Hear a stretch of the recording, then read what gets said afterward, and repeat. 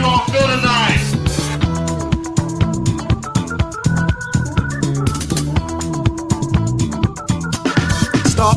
Stop. I can't take it anymore. Oh, I do the live ones too. Yes, I know. I saw your act in the theater. You're really quite good. Quite a certain harmful habit. Hello and welcome. We are breaking up with RBS. This is episode number 8. I am Tawny Santabria. And I am JDK Winnikin. We are here to debunk the junk. And there's a lot of junk to debunk, isn't there? There's just an endless supply of junk. Never a shortage. Never a shortage, yes. Not like the toilet paper at Costco. That's quite the start. Yeah, we're here to debunk the junk. Welcome back to all of our listeners again. Tawny, how are you? I'm doing well. Good, yeah, good. Pretty good. Fall has arrived. It is cold. It is up here in the Pacific Northwest. It moves pretty quick from summer to fall. Overnight. Right. And everybody up here gets really excited about it for like 2 weeks. Yeah. And then they start planning for March when they can go on trips to the sun. Yes. So, short attention span. right. But, or you could say they're just really enjoying the moment, I suppose. That could be too. Which is really what we're about. Being present. See what I did there? Yeah, that was really quick. Yeah. Yeah. I'm a fast learner sometimes. We both know on other things it takes me a while. Yeah. Well, yeah. you're human. So, you're human. right. So we are, of course, still on 106.9 warm in Seattle. Welcome to all our listeners and good morning to you if you're listening live. And doing the 30-minute format as opposed to earlier, we were doing a little bit longer. And that's been an interesting transition a little bit for me. I found myself like trying to filter really quickly what I'm going to say and what I'm not. Do you have the same thing going on? I feel like I'm talking really fast, trying to get it all in the 27 minutes because it's just like, oh my gosh, if I don't. So today, I'm just going to like cool and, just soften. do my thing, soften into it. We'll see where it takes us. Yeah. Yeah. All right. So, there's so many things we can talk about with this kind of work. And I know a lot of people are tuning in, wondering where we're going to go today. And, it's a new season and, out there. And so we can talk about some new stuff. So, when we're present, when we talk the way we've been talking about, when we're present, I have found it noteworthy that a lot of words and concepts that I assumed I knew what they meant, I start looking at them in a different light, when we take a look at some things that we throw around. And there are like words, concepts, ideas that we kind of anchor our lives in, right? Yeah. Words like commitment and respect and mission and purpose. And they all have value. But I think one of the things that I like about the work that we do is you can spot pitfalls in all of those sometimes with the stories that we tell, those BS stories that we're here to talk about. So is there one in particular you'd like to, of those that comes up for you that we could maybe debunk some stuff about today? Yeah. One that's been coming up quite a bit in lots of conversations I'm having with folks last couple weeks, like trust stuff. Oh, trust issues stuff, trustworthiness stuff. Oh, trust. Okay. Yeah. Well, I would think you would have a lot of people talking with you, clients and otherwise, about trust. That's a big one. Holy moly. Yeah. Okay. So we're not going with something small. No. No, I like to just go for the big stuff. Yeah. We're just going to aim high. Yeah. Right out of the gate. All right. Let's talk about trust issues. Okay. So trust. When we think of trust, where do you want to start? Where do we want to start? Yeah. And trust can be small things too, right? When we think about sort of these stories that we have about, can we trust a person? Do they do what they said they were going to do? Do they follow up with the way that they said they were going to follow up with? Can I count on them to be there when I need them, right? So this sense of wanting to be able to trust somebody else that's a big in relationship. Whatever that relationship is. Could be coworkers, could be your boss, or could be your spouse or partner, could be your parent or your child. Wow, that's a big one. Mhm. And what comes to mind immediately when you say that is how outward that is. Yes. And we do focus on that. When somebody says they have trust issues, Mhm. we hear that a lot. Mhm. That's a notion of how can I learn to trust other people, or I have difficulty Mhm. trusting other people. And it could be because of bad Mhm. experiences, trauma in the past, or whatever. Mhm. That's a real serious thing, right? Mhm. And I think there's an awareness, generally speaking, that being able to trust is a good thing. Mhm. Yeah. Um, Not always that maybe not trusting can be a good thing. Not everybody's Yeah. trustworthy, I guess, or how do we Right. determine that? Right. That's what's so interesting about it, I think, is like if you were to define trust, and I was gonna look it up and bring in the definition and all Oh, the I'm so things, tired. I'm glad but you yeah, didn't do that. I know that'd have been pretty lame. But for you, how would you define trust? What is it Oh man, actually? that's really hard. Mhm. On one, and what I'm aware of right now is I really want to have a really good answer. Like Your story of having the my right story to answer. have the right, and I want it. Not only do I want it to be right, I want it to be so eloquent that it goes Yeah. viral. Right. Um, I don't know. That's a really tough thing to describe um, because then I end up with terms that are really just kind of nibbling around the edges, or themselves are Mhm. just as nebulous. Like being able to count on somebody when they give their word, Mhm. they mean it, that they Mhm. follow up. Mhm. Um, but really, honestly, on that definition, they have to do it in perpetuity. So if they promised something 5 years ago, Mhm. they need to keep following through on that. Right. That's a really hard thing to It do, is. to trust in a real in a real word. I mean, we can find the dictionary definition Mhm. up here in my head. Mhm. I can define it, Mhm. but emotionally, Yeah, what does it feel like? Like, how do you know in your body when trust is being experienced? that's actually easier for Mm, me. mhm. There's ease to it. There's ease, there's connection, there's Mhm. all the things we want to have with people. Mhm. When For me, when I'm trusting and I'm connected, Mhm. it's but again, that's hard to describe It too. Now that is. I'm finding It it, I oh, see, you right. set me up. I did. I did. That was good. Set me up. That was You good. knew I was gonna hit a wall on I that. thought you'd have a hard time. It's because it's kinda rough. That's really hard to define. Yeah. Mhm. Mhm. Because what I can say is, and I can think of several people, when I'm really connected to people that I trust, I I can't describe it to you. I just know I can, Mhm. and I know they can trust me. Mhm. Yeah. Wow. Yeah. So Yeah. what do you want to do with that? How do we Well, unpack that? right. What about when trust is broken? Like, what are the stories Hmm. around trust when it's broken? Hmm. And what breaks it? Well, historically, for me, what breaks trust is I have this. I like to say I have this wonderful memory that I can remember what everybody promises me when I don't really know if I can remember Because everything, you right? wouldn't know. You Because wouldn't you wouldn't, remember. right? Which is that whole thing when people say I have a really great memory. How would you know? Right. That's just the story. Because you would, right? Anyway, um, historically for me, what is if somebody goes back on their word or changes their mind, Mm, okay. Yeah. yeah, Yeah. The mind change. the mind change. Like you change your mind. I used to take that as breaking trust, Right. or if we've agreed on something, or if Mm-hmm. there's been an agreement on something, to divert from that Mm-hmm. can be a breach of trust, or Right. at worst a betrayal, which is like a breach of trust with gasoline thrown on it. Yes, that's a rough one. That Yeah. word. Yeah. But so yeah, it's somebody frankly, it's somebody doing something that's jamming me up. When I've Mm-hmm. thought we were going to be in one place or doing one thing, or things were going to be a certain way, Mm-hmm. suddenly that changing. Mm-hmm. So it's linked to expectations, maybe? Oh, 100%. Mhm. 100%.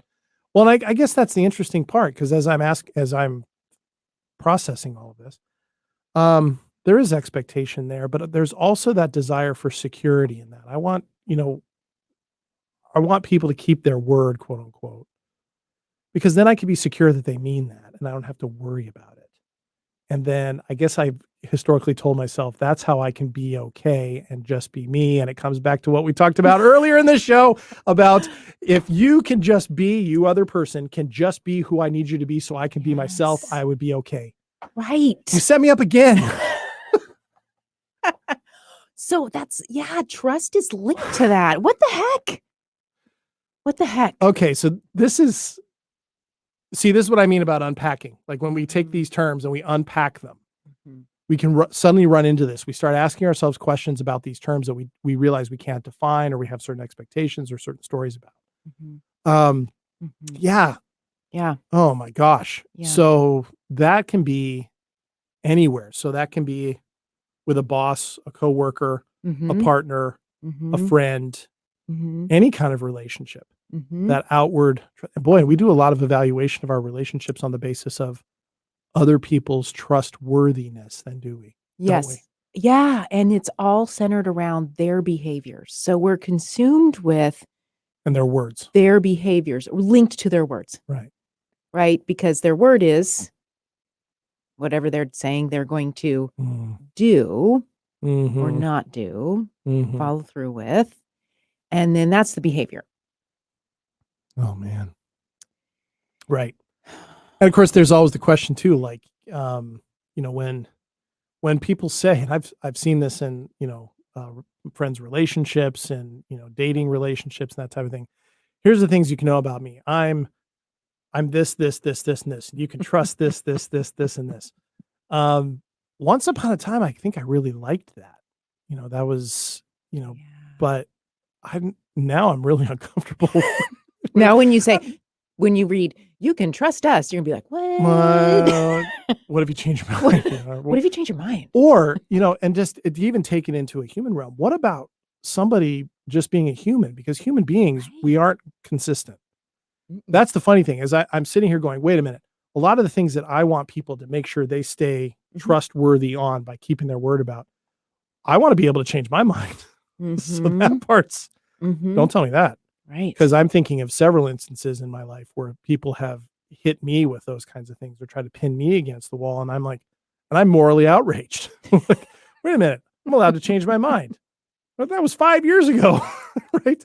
So what's good for the goose isn't good for my gander, apparently. So we don't let people be human or let companies make a mistake. Right. It's interesting. I had a friend the other night had a not good food experience. Summer wasn't a terrible experience, right? But it was a food truck. And it was a food truck that got some food items that they didn't specialize in, right? And he's like, it wasn't very good. He says, I should do a Yelp review. And he just kind of said it out there. And then I was sitting there thinking about it later. I'm like, what? You could do that, but it's not really their specialty. What if they just had a bad night? Right. And where is it the food wasn't good or it didn't match your expectation? Right. And therefore that's the problem. So that got me on this whole thing about Yelp reviews. I mean, how many of those reviews are out there because somebody had expectations that weren't met rather than what the restaurant or business actually promised? Isn't that what they say? More people do a Yelp review when they're dissatisfied than do a Yelp review when they're satisfied. So in relationships, we do the same thing. We go with, we really focus when somebody's not trustworthy or breaks their word, and we don't celebrate them when they do. Yes. We just assume that's how things are supposed to be. That's status quo. That's status quo. Wow. So we set people up with this trust thing. Yeah. And holy cow. And I don't know. I think most of us think we're very trustworthy. I think I just shimmied like that. Like, yes, of course I am. Yeah. No question. Why would you even question that? Right. Right. Well, yeah, because, think of how we do this, right? Who are we more inclined to want to trust faster? A person who's friendly to us or a person who's not necessarily friendly? Maybe not unfriendly, but just cool response. Aren't we more inclined to want to trust the friendly person? We've learned, the friendly person must be more trustworthy because they're friendly. Which if you look at it beyond that, right? Because what do we know?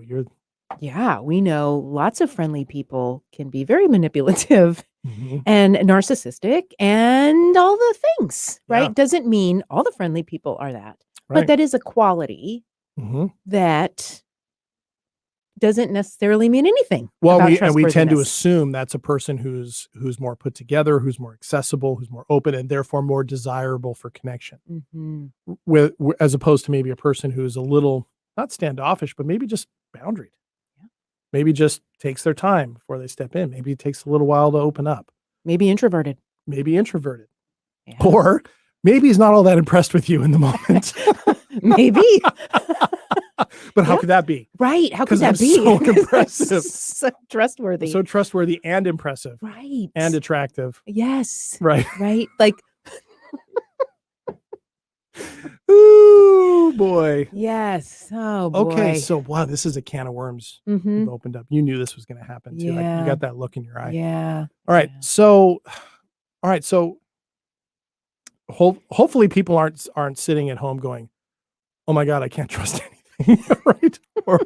But taking a look at what we mean by that, you asking me to define what that means or what that looks like or what that feels like, that was a really difficult thing to do. And that tells me that there's a whole lot of assumptions and stories, those BS stories that we're after, wrapped up in that. And I know for me, one of the BS stories that comes up around trust, the way I've tried to describe it to you, is that if someone breaks my trust or I experience that trust has been broken, that's loss, that's pain, that can cast me into chaos or uncertainty. It can produce fear. And it feels like something's been taken away or I've been harmed, and what I'm sitting here thinking about is that's an enormous amount of power to give somebody. Yeah. That, at least that part, right? Not so much the trust, but assigning this is what happens if somebody breaks my trust. That's a lot to put on somebody, isn't it? The way I'm talking about it? Yeah. And why? So before we even think about a lot to put on somebody, because certainly it is. Yeah. But why is a break in trust all of those things? Well, that's a story. Yeah. Because it doesn't have to be. And I guess the way we're talking, I can call it a break of trust when it might be a person being human and changing their mind. Yeah. And it might be, unless there's some explicit set of agreements between me and this person about how certain things are going to go. I mean, and every relationship may or may not have that. It may not be a break of trust, but if I assign it as that, I'm going to have all those feelings anyway. Even if that's not what they're doing. Right. Yes. So that word or words, break in trust, mean we've created a sense of loss or a sense of betrayal or a sense of something. And you can't go back. Right. Right. Wow, that just occurred to me. You can't go back, right? If someone breaks your trust, you can't go back. You can't, things can never be the same again. I feel like I'm in the middle of a dramatic movie. It's so like we've made so much significance out of it.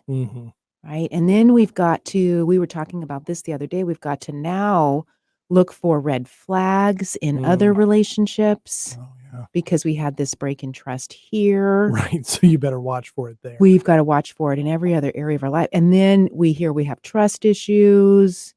And then, then that's going to make it, we know that trust is foundational to a committed relationship. And then if you can't trust, you can't have a committed relationship. And if you can't have a committed relationship, you're going to be alone. And if you're going to be alone, whoa. Yes.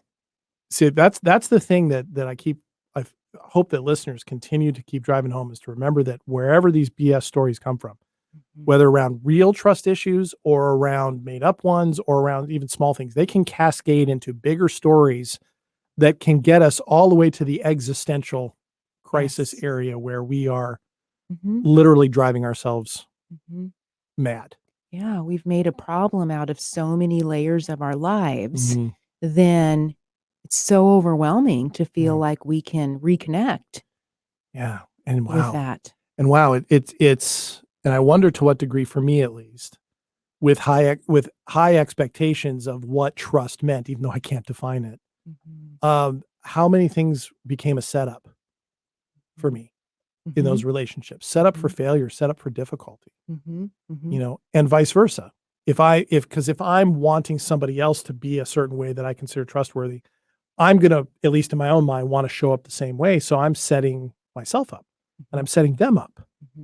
Oh man. Yeah. And how many times do we say, well, they should just know? I hear this all the time. Well, they should just know. I mean, it's common sense. Oh, I hate that. Right? I hate that. And we're not even really talking about trust and what it really is for us with each other. We just all think we've got this universal sort of understanding of what trusting behavior and actions are, and we should all just fall in line with this. But then we all think we're trustworthy ourselves. And then it's the other people that aren't trustworthy when trust is broken. It's all their fault. Right. The problem isn't me, it's everybody. Wow. It's just so loaded. So I wanted to bring up trust because I think that we can make it a little simpler, a little less complicated. I guess that's what simpler means. But we do try to make it a lot complicated, even though we're not realizing we're doing that. But with this and the trust stories that we have, and I think hopefully the listeners are able to identify and connect with their own trust stories that they have. Yeah. We all have them. We do. I just lost my train of thought. Okay. I looked at the clock. See, this is what happens to me. When I look at the clock, I lose my train of thought. Well, we'll just trust the thread to we'll let us down. I'm trusting that I lost my train of thought, right. and that you are going to be able to pick it up for me. Well, See? I don't know. Well, you said that trust is loaded, and Yes. I'm experiencing that just in how you asked me those things. It is loaded, and it's much more loaded than we tend to think. And on one level, it makes sense. We move fast through life. Trust isn't the only thing that's important in our lives and that type of thing. And so it can get caught up and defined by all the things around us. It can get caught up by and defined by our family experience, by the communities that we're a part of. We adopt all those lingos and they can mean certain things. But with trust, which is such a big thing, I think it's remarkable enough and notable enough that it is so loaded. And so far, it's a lot of what we've been talking about is about other people. Yes. A couple of pieces I want to just mention, I don't think we did yet, is that when we are heavily reliant on trust from another person, we are in that protection mode. Oh yeah. Right? Okay, yeah, coming back to protection versus connection. Those are our choices. Right. Okay. Yep. So we're going to start talking about trust in ourselves as opposed to trust in other people. Like, what if we turned it on its head and instead of looking outward for trust, determining whether we can trust outward? Yeah. What if we started to shift and put the trust in, or our focus in, to trusting of ourselves? Okay.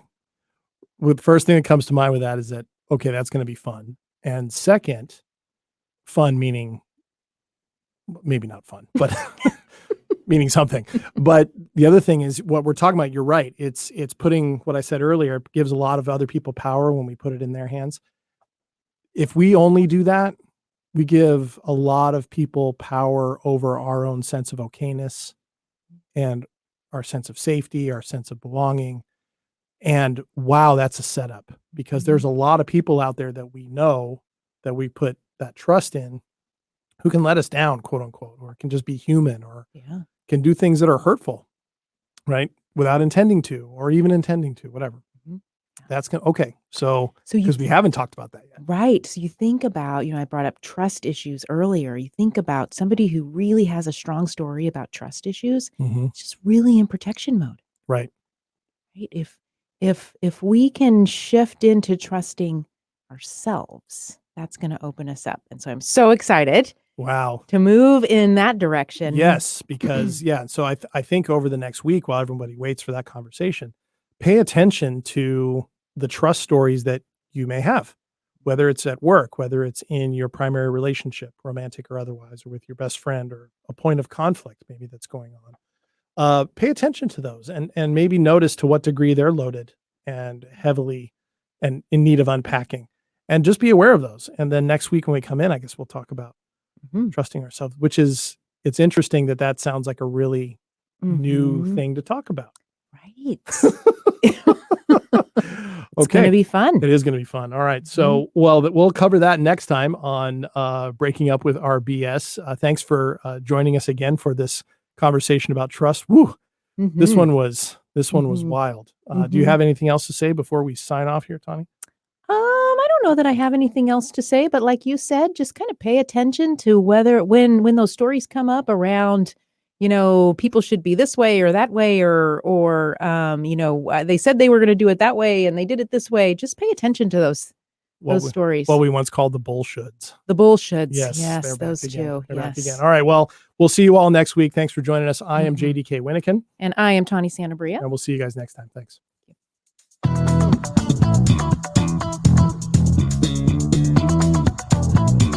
How you all feel tonight?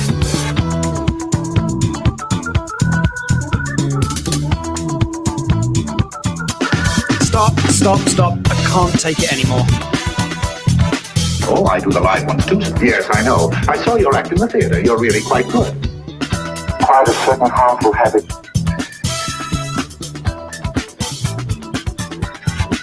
Stop it now, I need it.